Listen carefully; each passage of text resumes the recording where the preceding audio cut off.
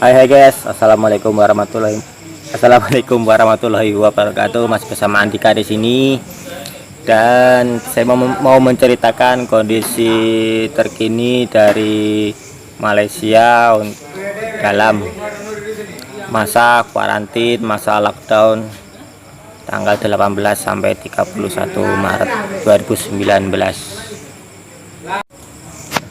Oke, seperti Indonesia dan negara-negara lain, Malaysia juga melockdown negara ini per tanggal 18 Maret sampai tanggal 31 Maret rencananya, dan mungkin seandainya belum berhasil bisa diperpanjang dalam waktu yang belum bisa ditentukan.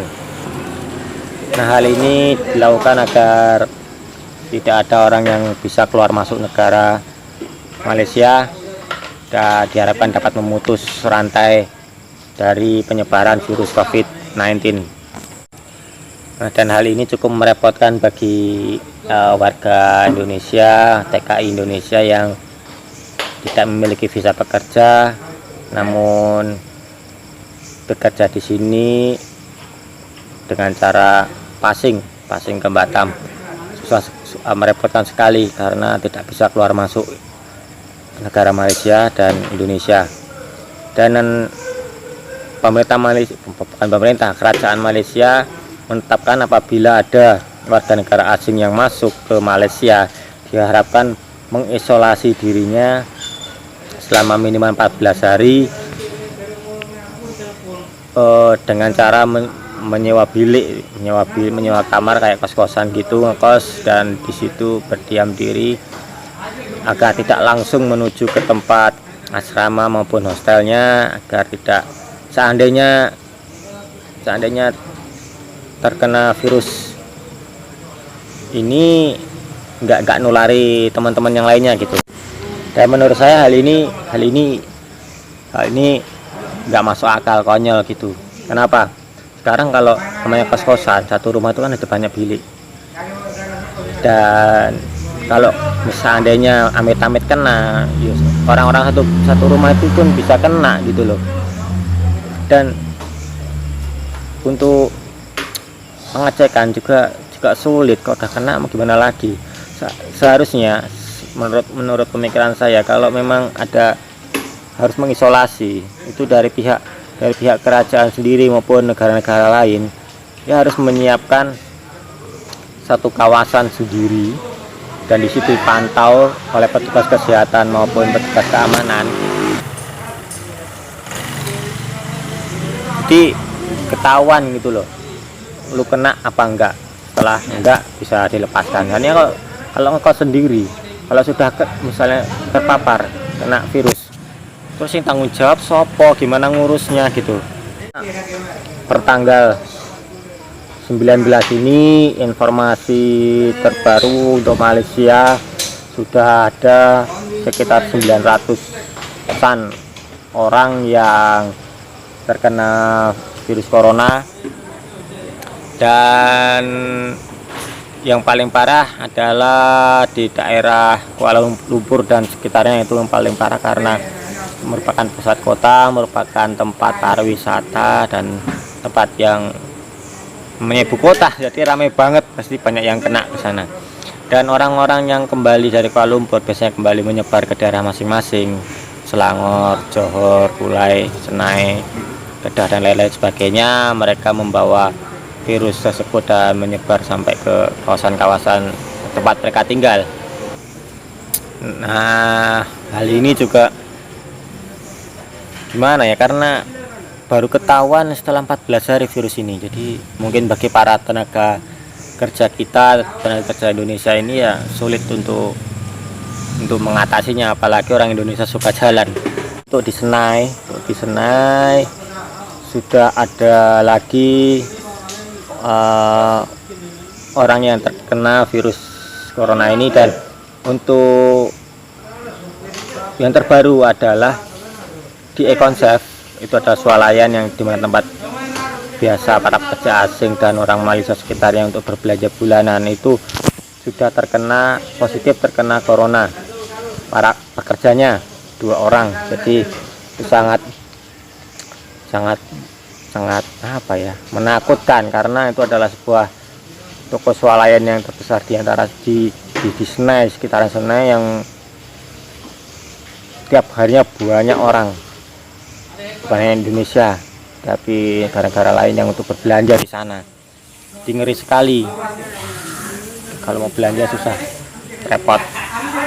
Bahan makanan, karena sudah apa ya, ada kepanikan massal melockdown negara juga, dan juga seperti halnya negara lain gitu, kepanikan massal terjadi sehingga kebutuhan bahan makanan di beberapa kedai itu stok kosong, habis, ataupun kalau ada mereka harga naik. Tapi masuk akal, karena untuk barang-barang kan kebanyakan untuk negara Malaysia adalah impor dari luar negeri, dari Cina dan Thailand kebanyakan. Dan untuk Malaysia sendiri, untuk produk-produk tersebut memang nggak terlalu banyak produksi. Jadi kalaupun ada mahal banget, ya bukan mahal banget tapi ya cukup naik, harga naik. Dan untuk mie instan, khususnya dari mie Indo dan juga mie Setit, itu kosong, habis. Yang ada hanya tersisa hanya mie instan buatan Malaysia dan Thailand. Dan juga informasi selanjutnya adalah masker. Dan masker ini menurut informasi dari teman saya yang ada di Indonesia, seorang perawat ya di salah satu rumah sakit terbesar di Indonesia, masker yang paling cocok untuk virus adalah yang berwarna biru atau hijau, karena memiliki kerapatan tekstur molekul yang rapat. Jadi karena untuk virus bisa menahannya. Dan untuk dan untuk masker yang berwarna abu-abu hanya untuk zat karbon yang dipakai harian di untuk jalan di jalanan, menutup zat monoksida, karbon dioksida dan lain sebagainya. Ada juga yang masker 3M. Masker 3M itu juga bukan untuk virus sebetulnya, tapi ya daripada nggak ada, mungkin yang paling cocok, paling the best adalah maskernya Slipknot itu, atau masker yang digunakan para peneliti, para pekerja di laboratorium itu kan, itu yang paling the best, tapi nggak ada yang jual gitu. Saya pastikan juga masker yang Anda gunakan tetap rapat daripada tidak ada sama sekali. Oh iya, dan seperti halnya di Indonesia, masker dan hand sanitizer sudah sulit didapat di Malaysia, dan kalaupun ada, harganya naik berkali-kali lipat. Dan juga muncul masker palsu. Oke, terus himbauan saja, saran saja buat teman-teman pekerja migran Indonesia yang bekerja di Malaysia khususnya, dan secara umum berada di negara-negara lain, patuhi arahan dari pemerintah ataupun kerajaan setempat untuk tidak melakukan perjalanan, untuk tidak melakukan jalan-jalan gitulah, keluar rumah dan sebagainya. Lakukan isolasi diri demi kebaikan diri sendiri, kebaikan teman-teman, kebaikan orang lain, maupun kebaikan keluarga. Seandainya apabila kita terkena, bukan hanya kita sendiri yang susah, tapi juga teman-teman satu asrama, teman-teman satu hostel, dan juga keluarga kita di rumah tentunya kepikiran. Karena apabila kita kena, siapa yang mau nanggung nanti, siapa yang mau ngurus gitu. Jadi hati-hati, jaga diri, jaga kebersihan, dan juga saling jaga antar teman. Kalau ada teman yang mau keluar, cegah. Kalau ada teman keluar dari luar, datang dari luar, pergi kedai atau apa, suruh langsung pergi ke kamar mandi, cuci tangan, cuci kaki pakai sabun. Itu kalau bisa baju tiap hari ganti untuk cuci dan lain-lain sebagainya. Itu sudah banyak informasi lain yang diberitakan untuk mencegah penyebaran virus ini. Meskipun itu hoax, ambil hikmah positifnya, lakukan saja. Oh ya, pihak kerajaan Malaysia juga menghimbau kepada warga asing juga untuk tidak melakukan perkumpulan atau nongkrong-nongkrong di tepi jalan maupun tempat-tempat umum lainnya untuk memutus dari penyebaran virus corona ini. Dan apabila ada warga asing yang ingin beli makan di kedai, sebaiknya itu dibungkus, tidak makan di tempat. Dan pihak polisi juga melakukan jam malam agar tidak ada lagi yang konsumen yang makan di tempat, tidak bisa kena saman ataupun kena hukum, kena denda seperti itu.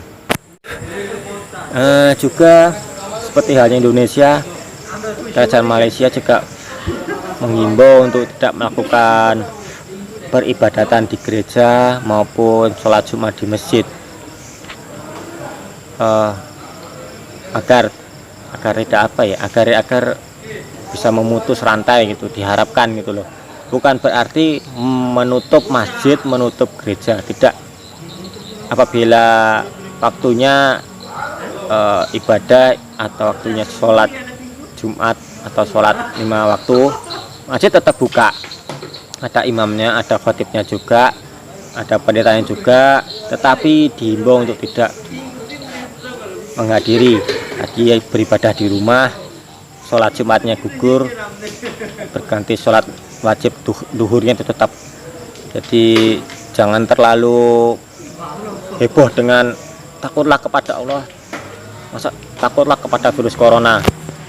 Saya rasa Allah pun tahu ya, karena ini adalah emergensi, gawat darurat, bahwa hal ini adalah salah satu cara usaha manusia di dalam melakukan sebuah kebaikan ya.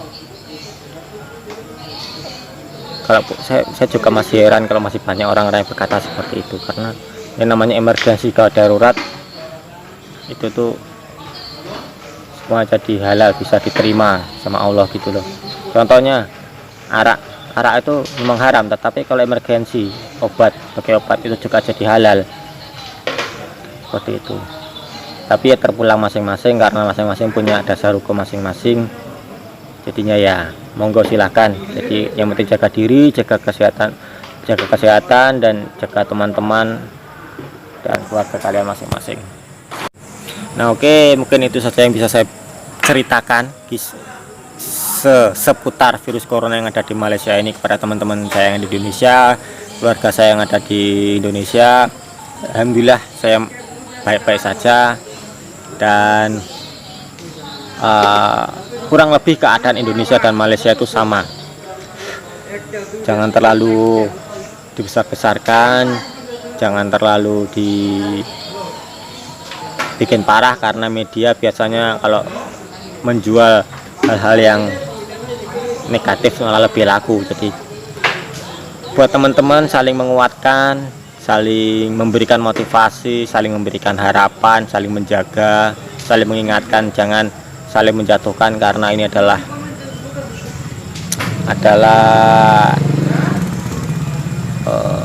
epidemi, adalah permasalahan kita bersama. Itu apabila satu kena, yang lain juga akan kena gitu. Oke, terima kasih. Nanti saya akan sambung lagi video berikutnya apabila ada kabar-kabar terbaru. Assalamualaikum warahmatullahi wabarakatuh. Doakan kami para pekerja asing Indonesia yang bekerja di berbagai belahan dunia. Assalamualaikum warahmatullahi wabarakatuh.